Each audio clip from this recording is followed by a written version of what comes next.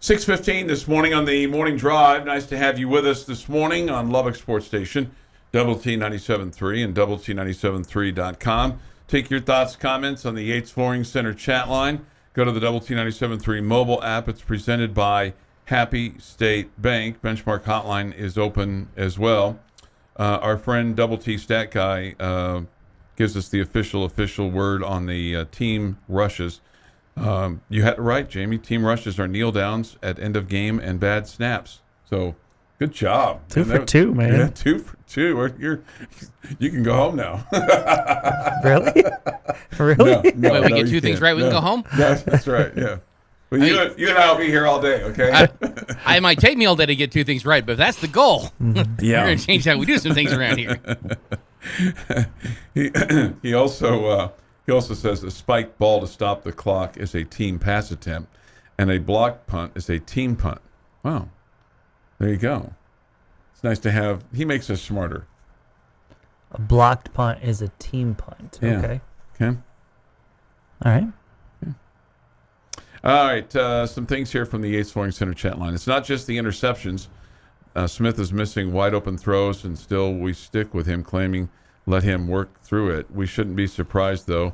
This is what he does after a good game every time. Sounded like a little every time deal there. It's definitely been ups and downs. Yeah, ups and downs. Last game against Texas, he played really, really well. And there was some missed throws, no question. Mm-hmm. I think there also was some. I think he's a little bit gun shy right now because of the pass protection not being great. That looks like he's got a little bit of. I don't want to say anxiety because of it, but he looks like he's nervous back there. And he's kind of been running for his life a little bit too. How about this? First quarter, K-State has 177 yards in offense, Texas Tech 17, and then you turn it all around in the second quarter and go completely the other way. I mean, it was just kind of crazy, kind of how that all went. And then, so you go in the second and third quarter, K-State has 130 yards of offense, Texas Tech 317. But I have a big red asterisk and a don't capitalize on my notes at the 14:50 mark of the fourth quarter on the missed field goal by Trey Wolf. And Jamie, there were a couple of times where you got big catches, and you had basically set up what appeared to be touchdown opportunities and drive stalls. Mm-hmm. And drive stalls. So it just clearly was not your day, and then K-State got ahead of things and just could never look back on the day. You had basically two fails on fourth down, have the 4 turnovers and the missed field goal, and it's not a whole lot you can do. And then they score the first 13. Obviously, I thought what the defense did in holding them to those 2 field goals early on. I felt like at the halftime, 13 to 10. I was like, okay, 13-10 at the half.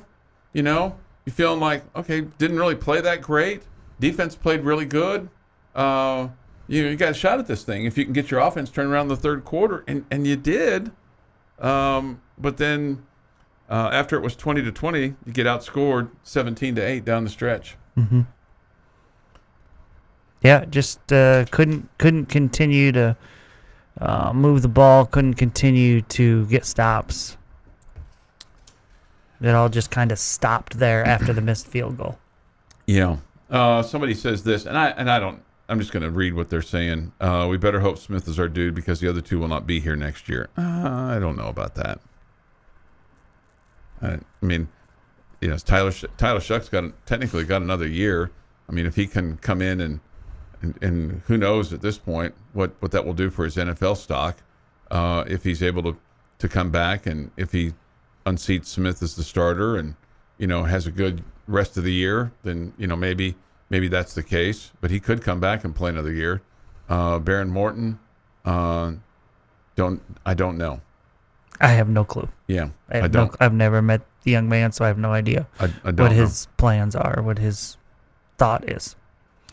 So if you have a thought or a comment on the Yates Learning Center chat line, we'll take it, or the Benchmark hotline this morning at 806-771-0973. Coach Joey McGuire after the game saying that they got to find a way to start better on the road. I mean, you've played two tough road teams, so when playing at North Carolina State, playing at Kansas State, I don't know, is K-State in the top 5 of the conference right now? I guess. Would you put them in the top 5? Yeah, I think I would. Yeah.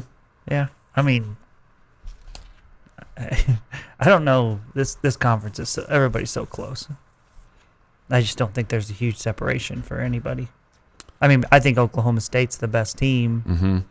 I mean, there's two teams that are 5-0 that I think have a big question marks that are obviously going to play this weekend, but I don't know that I put either one of those two teams and say, yeah, they're 2 and 3 in the conference. I don't believe that. I don't at all. But you're right. I mean, I guess the big shocker for me on Saturday was the TCU Oklahoma score. Man, that blew my mind. Man, Yeah. did not see that coming. Obviously, that says a lot about TCU, but it also says a lot about Oklahoma. Mm-hmm. Yeah, I don't know if Oklahoma just was licking their wounds from last week, or if that's a team that just is not very good. But that was really surprising. Yeah, no, and really surprising. As far as the other scores, I mean, Oklahoma State beats Baylor 36-25 in Waco. Yeah, good game. Good. I think those two teams, to me, are probably the top two teams in the conference. Texas beats West Virginia. Not a surprise there, 38-20. Nope. And then I think this was a bit of a surprise, even though I picked them to win. And Iowa State can look at their own kicking woes. I think they missed 3 field goals in that game. They lost 14-11 to Kansas. I didn't think either team looked very good in the game. Yeah. I saw just a little bit of this game. Yeah. The first half, Kansas scores a couple of touchdowns, but then doesn't score in the second half. They're 5-0, but I mean, they played Tennessee Tech, they played Duke, they won at West Virginia. That's a good win, I think, just because it's a road win, and for them it's a good win. And then I don't know what to make of Iowa State. Yeah, as I said, neither team played really well in that game. Yeah. Yeah, it was ugly. It was a lot of mucking going on. Mm-hmm. Hanging in the muck. So yeah. One team was a little worse than the other. Would you rank the top 5 Oklahoma, Baylor? No. I mean Oklahoma State. Yeah. Oklahoma State, Baylor. And who would you put at 3? It's a coin flip? I don't know. TCU? Probably Kansas State, maybe. Wouldn't you have to put TCU in the top 3? I wouldn't have to. You don't have to. You can do whatever you want. That's right. Okay. Yeah, at TCU probably right in that mix 3, there. 4? Yeah. Or K-State? Yeah. Flip those two? Yeah. No, I'd put K-State ahead of TCU. You would? Okay. Mm-hmm. All right. Yeah. It might be because I hate TCU and with every ounce of my being. See. I'd probably put them there. Yeah. I probably would be in the same I mean, it's just boat, other than I put TCU ahead of K-State because of my hate for K-State. So I just think there's just not a lot of separation between Mm-hmm. any of the teams. which is good. But when you're losing like you lost on Saturday, you're like, oh, man, kind of felt like that game was there for you. If You had a chance, absolutely. You had Yeah. a chance, and I mean, if one thing I take away from the game, or partway through the game, I thought to myself, man, I love the way this. I mean, as bad as they looked early on, I just love the way this team battles, and they didn't give in. They keep fighting. They came back, and I'm like, man, you could giving yourself a chance here, but then just, man, I don't know. Both sides were really frustrating. Yeah. Both sides were really frustrating, and then I guess, we've talked about this many times before. I'm a firm believer in momentum. I think momentum is bigger in college sports than it is with professional athletes, and I was a little bit disappointed to see how the momentum of missing the field goal and your chance to take the lead, kind of it all just went downhill after that. Mm-hmm. All just went downhill, but they had all the answers. Colin Klein over there felt like he called the right play for each and every opportunity where they hit on a big play, and boy, they had it blocked well at the line of scrimmage, and it was huge holes for those guys to get through, and offensively it just looked like they were ready for everything you had. That's the thing that's so frustrating is everybody in the world knew that Adrian Martinez and Deuce Vaughn were their two guys that you had to stop, and you couldn't stop them. Mm-hmm. I mean, that's the thing. Maybe that's the most frustrating of all. 6:25 this morning here on the Morning Drive.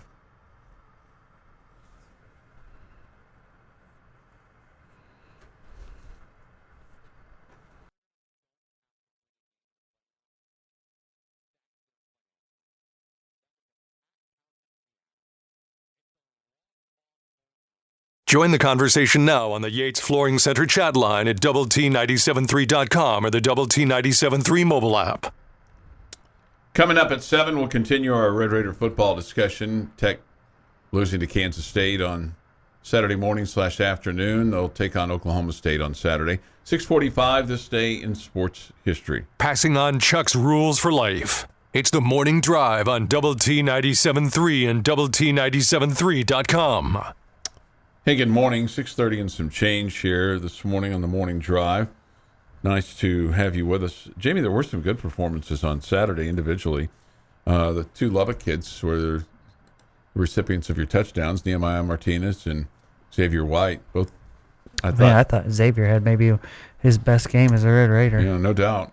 He was targeted 10 times, caught 9 balls, 120 yards. You hope that Miles Price is okay. He went down with I guess it was an ankle. That's what it looked like. Lower leg injury. He was walking around after the game apparently, so you hope that he's okay. And then Trey Cleveland targeted 7 times, 3 balls, 98 yards. His longest was for 58. But man, what a catch he made. That's back-to-back games where he's made some great ones. Yeah. So. Coach McGuire talked about him after the ball game and basically said, his belief is that you get better as a player as you practice better. And he certainly cited the way that Trey Cleveland has been practicing here over the last few weeks and has been building up to this. It was interesting. Both Cleveland and J.J. Sparkman started instead of Loic Fungi and Duran Bradley. Bradley did play some, so I don't know if he's still dinged up a little bit, and so did Fungi, but it was just interesting that those two got the starts on Saturday. Yeah, maybe mix things up a little bit, see if you can find a spark there. Yep, and then defensively, Krishawn Merriweather, man, he continues to play extremely well. He had a total of 7 tackles, 6 solo, had an assist, and then Tyree Wilson. Yeah, and also recovered the onside kick. Yep, he sure did.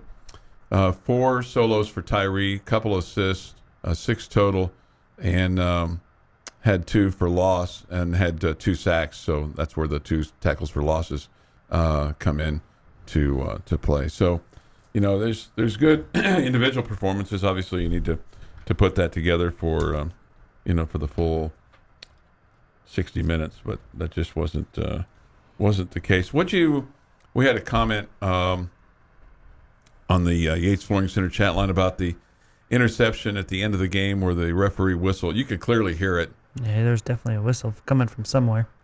I mean, look, you would have had to score and then get another onside kick and then score again. But, I mean, fact of the matter is, whistle blew during that play at some point in time. Yeah, I wonder what the explanation was. To Coach McGuire, clearly he was frustrated, as I was as well. I don't know if they said, a whistle blew, it was an inadvertent whistle, but we didn't blow the play dead because it was in the middle of the play. I don't know. Didn't affect the play. I don't know. He was asked about it after the game, and he basically said, I'm not going to get fined for this, but clearly the whistle blew. Basically is what he said. Just where did the whistle come from? Was it from somebody in the stands or was it from an official? Yeah. Well, sure sounded like an official's whistle. Yeah. Okay. I mean, it sounded like it. I can't. It did. No, I don't disagree, but I don't know that. I can't sit here and tell you that If it wasn't some somebody idiot in from the crowd had a fan, I don't know it's going to, or had a whistle, I don't know if it's going to sound any different. Yeah. Somebody says, honestly, I don't want to hear from them at all. I know they blew it. They know they blew it. They won't do anything about it for the game, and it will just make me mad. Oh, that was from Jeff McGuire. How do you just accidentally blow a whistle in the middle of the play? Maybe cough or something. I have no idea. I've never been an official, so I don't know. That's really interesting. How does that happen? How does that accidentally happen? I'm surprised they don't have an app for their whistle where they, punch a button and the whistle blows as opposed to having to use their actual mouth. Oh, really? That would seem like a dumb idea. Well, I know, but I mean, there's an app for everything anymore, Jamie. So I just figured that we need a NIL fund only for offensive linemen where we can all throw in a little money. Yeah, I mean, seems like we've thrown a lot at them already. Yeah, but I would say that was something that was going to be a problem. You knew going into the season, and that it's turned out to be the case. Somebody says inadvertent whistle kills the play. Yeah, the play should. I think that was Coach McGuire's point, is that the play should have been called dead at that point. So, but it was not. Play's already partway through. It's well in the middle of it, whatever, and then I don't know. I mean, I don't think it affected anything, right? I mean, it didn't the tech receiver didn't stop moving to the ball, or right? No, it just would have. It would have been to your benefit because it would have. Yes, you would have caught in a break. Yeah. Because you had messed up and turned the ball over. But let's be honest. If we were on defense and that whistle had blown, and that had stopped a key drive, we'd have said, "Hey, that whistle didn't really mean anything. That whistle didn't affect play at all."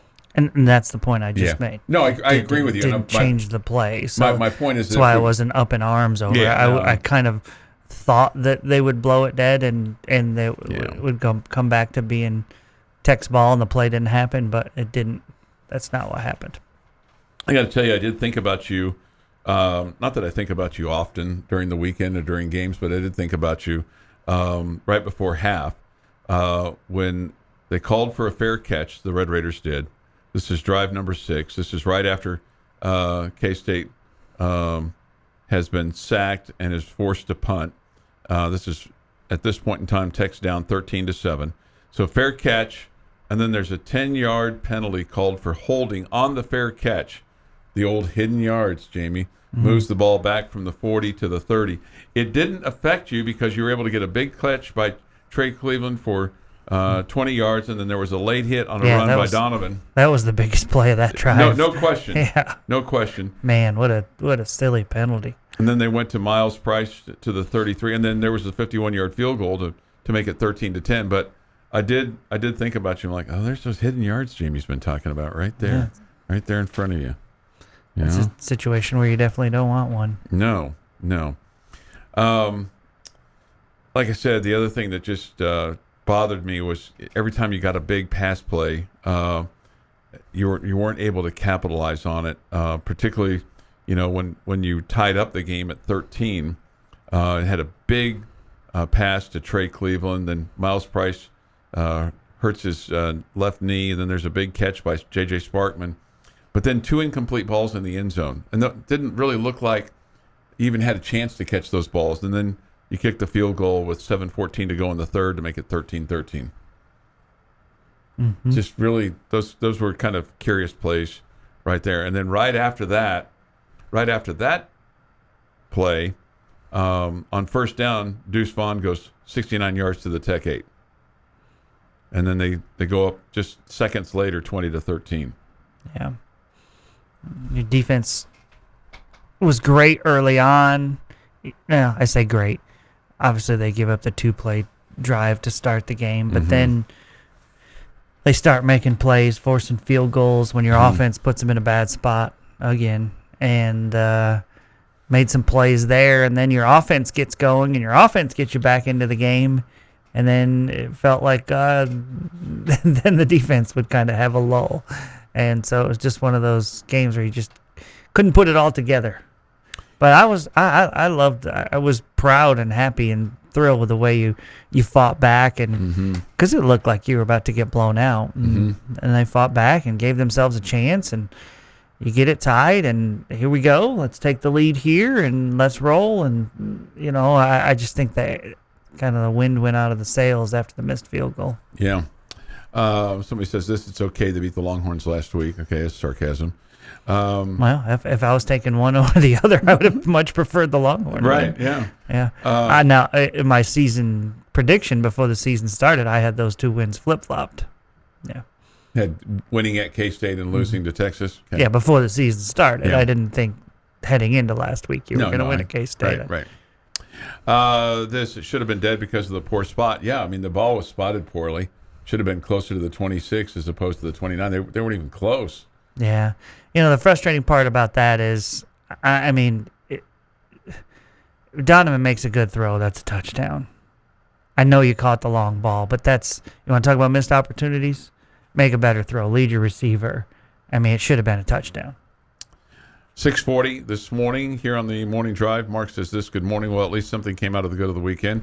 My boys won, right? We'll get to the Cowboys. The Bills won. They came back and won. And then the Chiefs pounded on Tom Brady. Yeah, they did, and they won. They got a couple of turnovers and go on to win. Mahomes looked really, really good last night, I thought. 6:40 this morning on the morning drive. This Day in Sports History is next.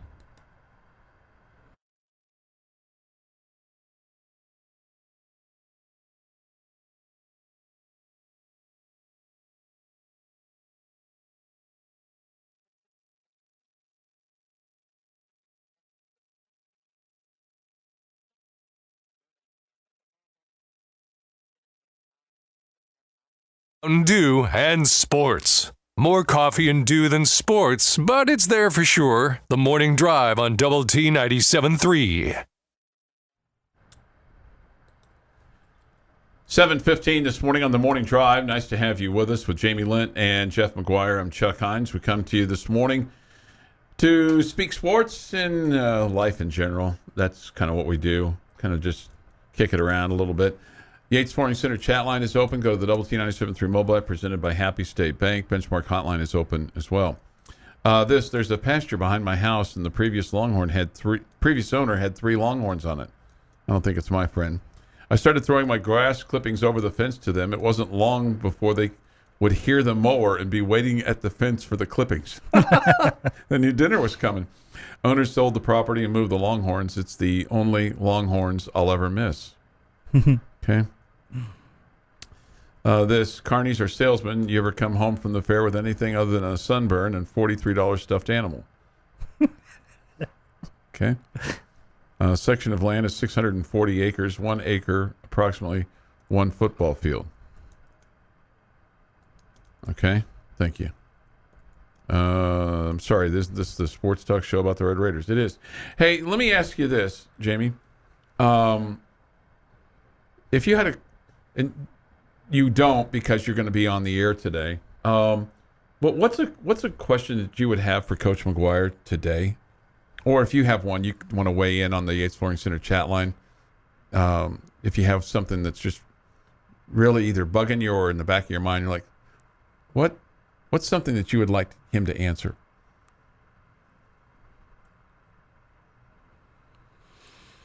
I have something. Do you want me to go first and then what you think about it? Sure.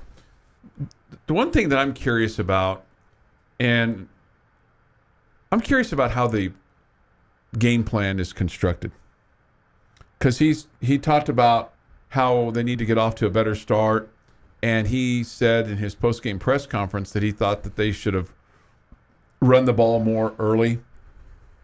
So I'm curious, because Zach Hitley's in charge of the game plan. I'm just curious how that thing is constructed and how many hands does it touch, or how does that? And I realize that once you get into the game flow, and things may change depending on field position or field conditions or injuries or how the game is going. But at least from the get-go, I'm curious as to how that thing is somewhat constructed. Okay, I guess my answer would be, is the game plan to keep Donovan from taking off and running? Are they coaching him to be more patient in the pocket, or would they like him to tuck and run a little quicker? That's what I would be interested in. Okay. Because it feels like he's a little bit slow making that decision. I mean, because that's what you got to be, right? You got to be confident one way or the other. Mm-hmm. You can't look like you're unsure back there and then, oh, okay, I guess now it's time for me to run, and that's when you're getting tripped up. Do you think that's a function of inexperience? Do you think that's a function of maybe he's confused by what he's seeing with the defense, so he doesn't know if it's there or not? I don't know. I'm not sure. Okay. Somebody wants to know where are the tight ends. I think there wasn't. I don't think any of the tight ends caught a ball. That's that's an area that's frustrating to me. Just 'cause it's like, why do we? I don't know. They just went away again. You know, they weren't there, and then you used them really well in the game against Texas, and then all of a sudden they went away again. Teeter was targeted once, Tharp was targeted once, and Baylor Cup was targeted once. So is that a game plan thing? Is that a Donovan thing? Is that a what the defense took them away thing? Mm-hmm. I mean, attempted 48 passes and only 3 were targeted to the tight ends.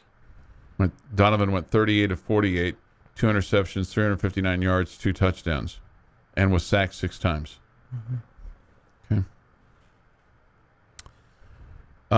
This from Steven. Jamie, I totally agree with you on the quarterback. If you're going to go, then go. If not, throw.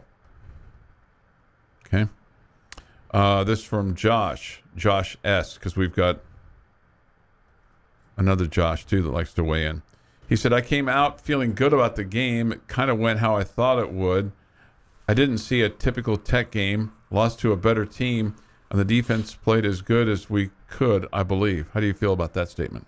I think the defense could have played better. Okay. I mean, you give up that 330-something yards rushing to 2 guys. Yeah, yeah, right. Yeah, no, I think you could have played better. 341 to 2 guys. Yeah. I think you had stretches where you were good on offense, and I think you had stretches where you were good on defense. I think you had stretches where you were bad on offense, and I think you had stretches where you had plays, what you want to call it. Wasn't really even stretch, it was plays. Individual plays where you were really bad on defense, and it cost you. You gave up a bunch of big plays. Yeah. I can't understand why the tight ends are not being used. Let's see. Brian says why is Smith the first one to get the blame? That was a team loss. Well, it's kind of what happens with a quarterback, right? No, I don't think I'm blaming just Smith. Yeah. I mean, hearing what I just said about the defense. Right. Yeah, and we can talk all day about the offensive line. I thought the first possession of the game, I thought Miles Price missed a block that killed that drive on the wide receiver screen on first down, right after you picked up your first down. And Miles missed a block. Your receivers continue to not be great blocking, which is really disappointing. You watch K-State execute the same play and watch their receivers get the job done, and watch yours not. Okay, that was disappointing. But that, to me, that killed that drive. So it went from 1st and 10 to 2nd and 12, and now you're behind the sticks, and everybody knows you're going to throw now, and it just changes things. And so I thought that was a big play. I mean, it was the team effort. There was no question. But it's hard to not look at the quarterback and say he played poorly. Yeah. Somebody else says, I find it frustrating that the tight end isn't used more. And maybe it's on the tight ends. Maybe the tight ends aren't getting open. Yeah. Maybe it's on them. Maybe the game plan is to use them, and they're just not getting open. Mm-hmm. Or again, maybe it's on Donovan that he's not looking for those guys. Bullfighter had weighed in. He said he sounded like a broken record. yelling at his TV for Donovan to run. I don't want him to run every play. I mean, I just when you're back there for a couple seconds and you see something's not opening up, and then you have an opening, I want you to take the opening, man. I want you to go, and don't think twice about it. I mean, the odds of completing passes when you're waiting that long in the pocket aren't great. And again, I don't know if that's the defense showing him looks that he's not comfortable with and that he's confused with. Okay, what should I be looking for here? I don't know. Or maybe that's K-State's defense being so good that he felt like he didn't have a lane to run in.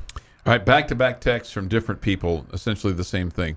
How much of defense was being on the field too much and in bad field possession under duress? And then the next texter, I think the D may have been better off if the offense and reckless decision by coaching hadn't backed them in a corner over and over in the first half. I think they were gassed.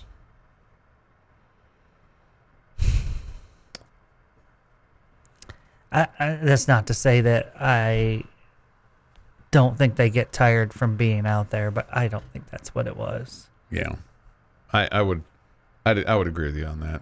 I do think the offense put them in bad spots, and some. Again, as I said last week, going forward on fourth down that much and winning games, in my opinion, is not sustainable. I will tell you over and over again, you're not winning that game against Texas without the fourth down attempts.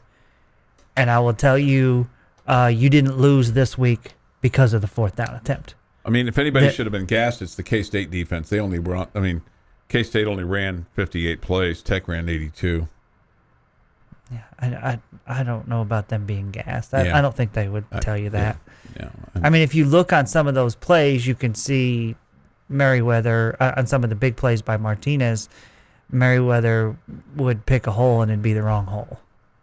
Okay? Not just him, but I just remember a couple of them where, he's that last line of defense and he would go left and Martinez would go the opposite way, and there'd be a clear path to the basket. AKA the end zone. Yeah, he talked about gap integrity repeatedly in the post game. Yeah, and we clearly didn't have it. 7:25. Jamie's question of the day is next. Your continuous texts are appreciated on the Yates Flooring Center chat line.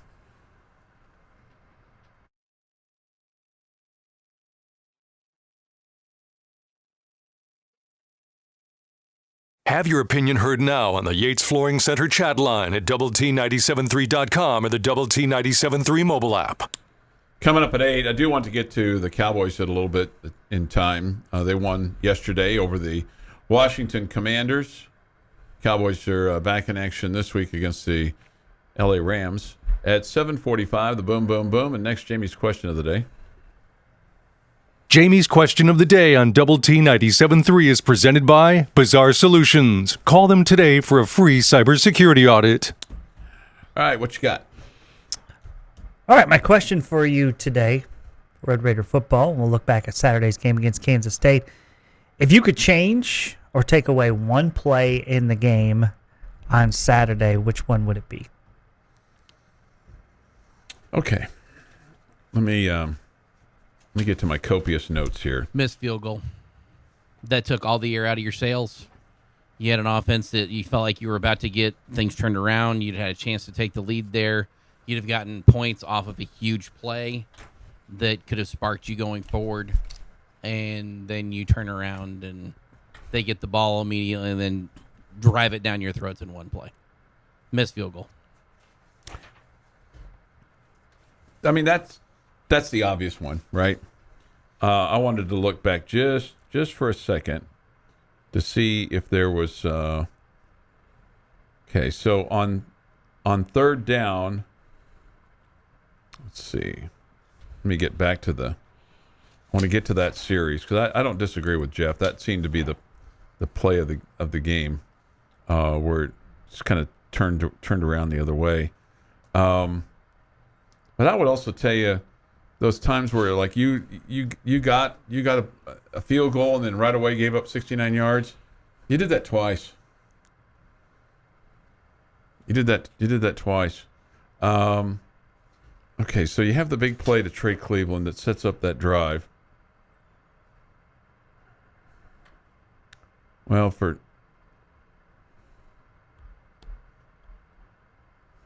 right, I'm gonna back up and go. I'm gonna back up and go. Let's see. Texas Tech gets the ball down 20-13. This is right after. So you tie it up, and then Deuce Vaughn goes right up the middle, 69 yards, and they end up scoring. Tech comes back and gets the ball down to the K-State 7.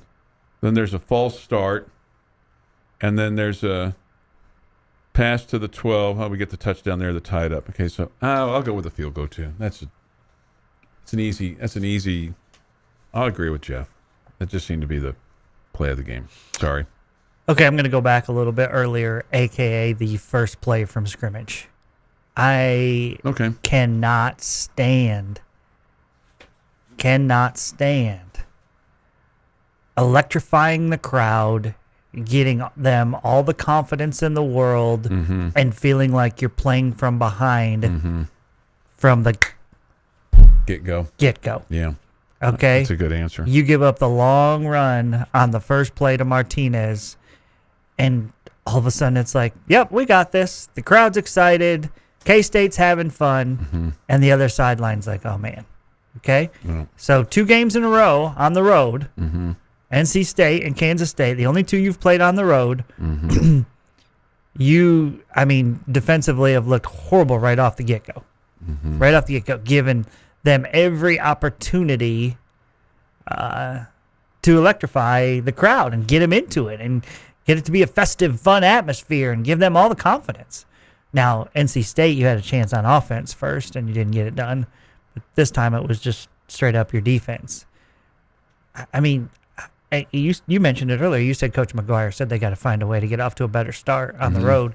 I completely agree with him. I mean, let's just stop making it easy for them right off the bat. And giving them all the momentum and the good feels. Take away the good feels, Chuck. Yeah. No, you're Make right. them question things a little bit. You're right. On that drive for the missed field goal, guess what frustrated me is you get the big catch by Trey Cleveland down to the K-State 15, then have a loss of 2, then a sack plus a penalty. It's declined. The drive stalls at the 24. And then you miss the 42-yard field goal. Yeah, what really bothers me on that drive was you missed the 42-yard field goal. Okay. No, I understand, but I mean, you get the ball down to the 15, you can't advance it any further than that. Yeah, and we all know that 7s are better than 3s and all that good stuff. But I mean, it's also somewhat expected. You're not going to score touchdowns every time. And then right after that, but clearly that was an issue in this game, right? Because how many did he make? Trey? Yeah, made 2. You surely wouldn't be upset with the 51-yarder because that was great. That was fine. End of the game. That was end of the half. Kind of, you ran out of time. That wasn't that the drive stalled. Field goals. He made 2. He was 2 for 3. So one other time. Yeah. The drive stalled. Yeah. Yeah. Yeah. I just I hate the feeling of starting behind, both on the scoreboard and also mentally. And again, this goes back to me being real big on the whole, momentum and all that kind of stuff. It feels like you're just giving them the quick start to feel good about things. I thought one of the big plays of the game for Tech, when it really could have gotten ugly early. This was Tech gets the ball, their 6th drive on their own 14-yard line, a big run by SaRodorick Thompson. He should have been stopped at his own 34, was able to get to the 46. He got a big block from Nehemiah Martinez and then redirected his run. I thought that was one of the best plays of the game at that point in time because it was a negative to a positive, and then it leads to the great run. It leads to the touchdown by Nehemiah Martinez with a minute 24 to go before half, because otherwise you're down 13-0, and Yep. they have a chance to get another score before half. It could have been over at halftime. Yeah, no, that was a huge play, no doubt. So I thought that was That was a great run. That was a big play. I also have a note to myself here during this game. Why is Donovan slipping? He slipped again in that game. Is there tape on the bottom of his shoes? Is it the type of shoe that he's wearing? Because he slipped here. He slipped here a couple times. He slipped in Manhattan. I'm just curious. I think he's a guy who has the ball in his hands a lot, and he makes a lot of cuts. Okay. You don't think it's anything other than that? You don't think it's style of shoe, tape on the bottom of his shoe, I mean, turf, or anything like that? if you're thinking that we've figured this out and it's a problem, and that coaching staff hasn't figured it out, and that we're the ones figuring it out, you have no respect or confidence for that coaching staff. No, I do. I'm just asking the question. I'm just asking. I'm not going to ask it today. Why is Donovan slipping? Have you guys looked at the bottom of his shoes? Is somebody putting grease on the bottom? Now I kind of want to ask that question. I think if that was a legitimate problem, they would have probably dealt with it. Okay. No? No. I think you're probably right. I think you're. I'm just. I'd be really disappointed if the coaching staff said, "What? He's slipping." we hadn't noticed. We tape up his cleats every week. Maybe we should stop doing that. Thanks for bringing that up. I mean, something simple like that, right? I think that they figured that out. Now, Coach Kitley did say last week that he cut off the wrong foot on that one play, and that caused him to slip. Now, I don't know about Saturday or the other one. I don't know. Sometimes, Jamie, I just pick up on quirky things. Okay? Sometimes I just pick up on quirky things. I think maybe you're overthinking. And, I've been accused of that before, and I've been accused of not thinking before. Well, I mean, it's good to overthink. I mean, that means the effort's there. Your brain's working. Yeah. Somebody says this, 100% Chuck. He has always slipped more than most. Running backs cut a lot as well. They do. That's fair. Yeah, okay. That's fair. All right, well. I have this memory. Let me get this Chuck's dumb comment up for the day. Oh, just today? Well, for the day. Well, yeah, you only get one per day. I have this memory. You've You've used it up. You've used it up. Go, Jeff. Okay, fine. 7:40 this morning. Boom, boom, boom is next, and we'll give away some tickets to the Hub City Barbecue Cook-Off right after the boom, boom, boom.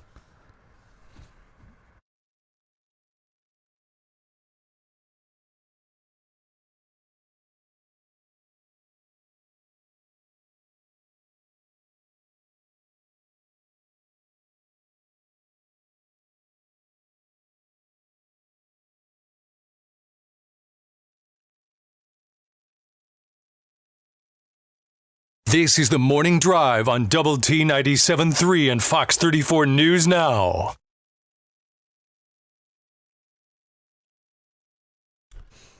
Hey, good morning. It's 8:01. It is the Morning Drive on Lubbock Sports Station, Double T 97.3 and Double T 97.3.com with Jamie Lynn and Jeff McGuire. I'm Chuck Hines. Nice to have you with us this morning on the Morning Drive. We come to you from the First United Bank Double T 97.3 studio.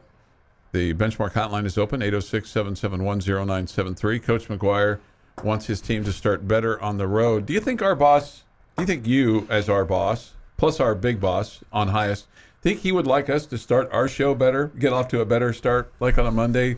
Like we came out of the gate, I thought, pretty good because we talked a lot of sports and broke down the ball game. Do we have good enough energy, and we get out of the gate pretty good this morning? I think we start fine, especially on Mondays where there's so much to talk about. I think we kind of limp to the finish line. Fade. We don't. Sometimes we just limp to the bitter end, as Chuck would say. Okay. Coach McGuire talks about winning the middle eight. I do feel like we win the second hour. Okay. We do? Yeah. Okay. But I do feel like this team could probably finish a little stronger too. Well, the boom, boom, boom's in the second hour. Right. And the question of the day is in the second hour. Yeah. So that's our best one? Yeah. Okay. It's a money hour, Jamie. It's the money hour. The money hour. Okay. It's the front page. All right, so we got to Front get page better of in the the newspaper you don't read anymore. We got to get better at the first and fourth quarters. Yeah. I think one of our problems in the fourth quarter on Monday shows are that we have to recap our, bold statements. That Oh yeah, those are not going to go well for me. they're not going to go over anybody. Yeah. For the record. Mean I didn't get both of mine right? No. And then we're going to review our predictions as well, and those are going to go really well for somebody. Yeah. And I think I predicted something about Aaron Judge and Josh Young, and I don't know that either one of them got a hit. You know what happened yesterday? I think this is right. I think it was a 1-5-3 double play in the Angels game, Angels and Rangers yesterday. I was listening to the game. So I'm assuming there was a shift going on with the third baseman playing at second. I don't Or at shortstop. Or the pitcher kicked it. I don't remember. I think it was a 1-5-3 double play. Did he kick it straight into the air? Maybe. I'm asking So the a question. line I didn't out? see the play. I'm just where it ricochets off his shoe, On a line drive, so it never hits the ground. so it never hits the ground. And then they double up the guy at first. yeah. I think it's more likely that they shifted and the third baseman was playing shortstop, and they threw to second, back to the pitcher, to second, to first. Because Matt Hicks made a comment about it was in today's world It's a rare one. standard 1-5-3 double play. Yeah, and you're right, Jeff. I mean, your scenario is realistic, especially if it was a line drive up the middle. The guy's probably gonna, or a hard shot up the middle. He's gonna take off, right? But it would have. I mean, you would think that pitcher couldn't walk after getting hit that. Mm-hmm. If it's flying to the third baseman in the air. Yeah. And you got to think, if you see it ricochet off the pitcher, you're even going harder because you're like, oh, there's no Sure. way anybody's going to get it now. Okay, so here's what it was. This is in the bottom of the fourth. The player grounded into a double play. Pitcher to third, third to first. Yeah, but we don't know where third baseman was. No, Josh Young was at third. That was the He threw to third base, or Yeah, he threw to pitcher- second base. pitcher. The pitcher. He grounded into a double play. Pitcher to third, But third to first. Ward out at second. out at second. See, there's the key thing. Yeah. Okay, so he threw to Josh, who was at second, even though he's the third baseman. I think that's correct. Mm-hmm. I think that's correct. See, this is why. What's the guy's name on first base, though? Who? No, I'm not asking. This is why the genius that is Mike Gustafson and I, And you. Okay. and just I. I mean, genius Mike and I. Oh, and you. Okay. Okay. And yeah, you. I'm the Gotcha. leftover, right? I I'm gotcha. not the genius. He's the genius. I Gotcha. think it was him, or was it Cam and I who came up with the system that baseball needs to start using. Mm-hmm. That needs to be a 156-3 double play. Oh. Okay? And what that means is pitcher to third baseman who's playing the shortstop's position because of the shift. Okay? So you know it wasn't a throw to third base. It's a 156-3 double play. Yeah. Okay. First, it's the position. I remember you guys Second's talking where about they that. stand. Yeah. I can't remember if it was Gus or Cam. And I think it was Cam. Okay. Okay. The genius that is Cameron Warren and I came up with this. Yeah. Okay. But here's the thing. Yeah. It's about to go away. Right, because the shifts. At least Major League Baseball. Yeah. You're not going to need it very much anymore. Yeah. Yeah. So if they were ever going to come up with like, if baseball broadcasters in the futures, by the Warren Lent standard of bookkeeping, they we'll never get credit for that, Right. Chuck. No, We'll never get credit. It was my chance to be famous. it was. You know what I Yeah. almost did? I need to see if This I've is got- why I was so adamant that the shift not go away, because it was going to make me. I was going to go viral, Heinz. You're gonna go viral. You know what I almost did yesterday? I almost stopped my mowing because during my mowing, I heard Eric Nadel refer to it as the Big A just so casually, and then Matt Hicks later, so casually here at the Big A in Anaheim. I almost texted Eric Nadel going, "Man, it's just so nice to hear you say the Big A. I just love it when you say Don't. the Big A." Don't do that. But I Don't do that. but I didn't, because I knew that Jamie would do what he's doing right now, wiping his eyes and shaking his head, going, "Why would you bother him? Why would you bother him?" Why would you bother him? But I His almost reply did. would be, new phone, who dis?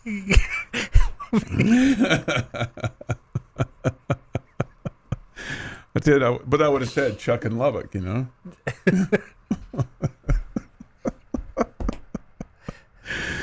This didn't Chuck call the NL East over before the All-Star break, saying the Mets had already locked it up. I might have done that.